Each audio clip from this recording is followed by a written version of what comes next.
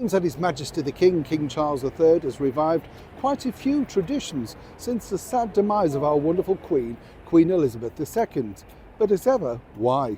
Let me explain. Morning, lovely to see you here in the very heart of London town, and thank you so much for joining me. By the way, many people may remember this man, a brilliant comedy and straight actor, Brian Murphy, who sadly passed away. Now, if you love your British comedy, like we all do, right, you will remember him playing the very much harassed, put upon George in George and Mildred, not only as a solo show alongside the equally brilliant Eutha Joyce as Mildred, but also in Man About the House alongside the beautiful Sally Tomset, Paula Wilcox, and of course Richard O'Sullivan. They were just great fun shows. And Brian Murphy, let me tell you, played the wonderful character of George so brilliantly.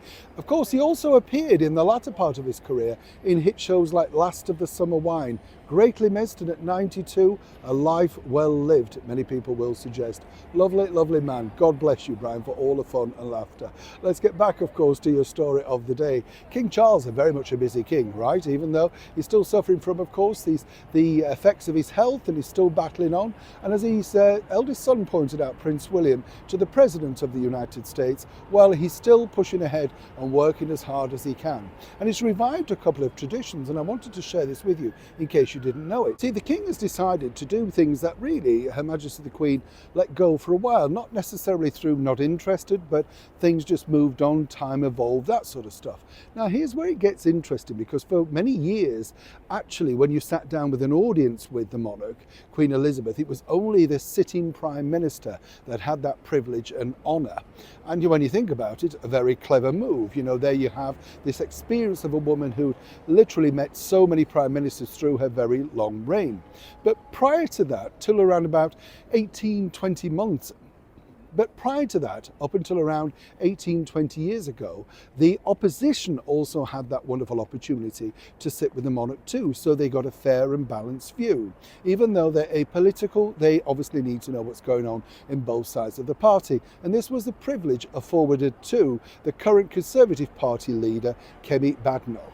And she, of course, well, if you know, whether you're a fan or not, she's trying to take the party into a brand new direction. Many people don't necessarily see her in this particular role for long. But as ever in politics, only time will tell. We wish her all the very best.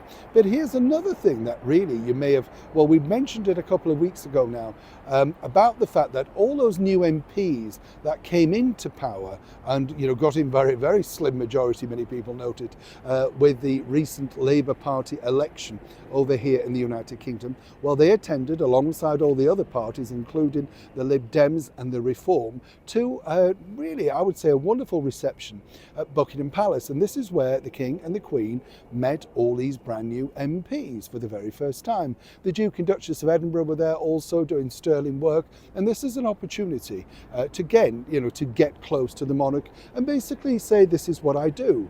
Now, according to a very well-placed source, this didn't go down well with none other than His Royal Highness the Duke of Edinburgh, Prince Philip, who, as many people know, watch this channel on a regular basis, I thought was terrific, right? Now, what happened was, apparently, and this made the Queen smile, but as ever, reluctance did not to get involved in anything.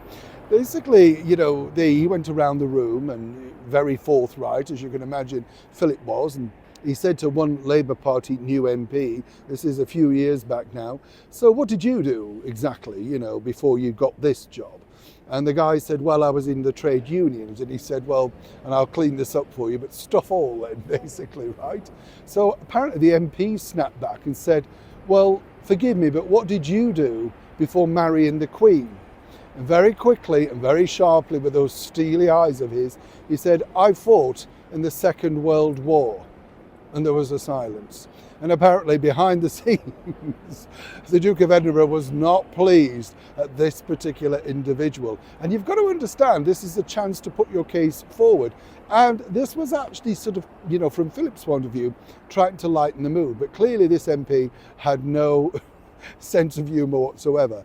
This didn't happen at the recent event, obviously, with His Majesty the King, King Charles III, but it's something that he's keen to revive. And obviously with a big change of government in the last 6 months, keen to expand, meet, greet and see as many people as possible.